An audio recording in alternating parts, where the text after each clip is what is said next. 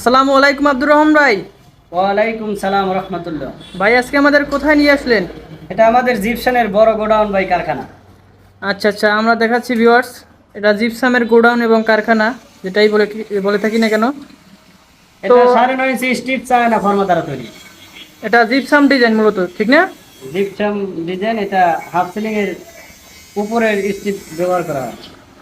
আচ্ছা আচ্ছা ভিউয়ার্স, দেখুন কতটা প্রিমিয়াম কোয়ালিটির 9.5 ইঞ্চি কানিজ বর্ডার ডিজাইন জিপসামের অরিজিনাল চায়না ফর্মা থেকে মেকিং করা হয়েছে।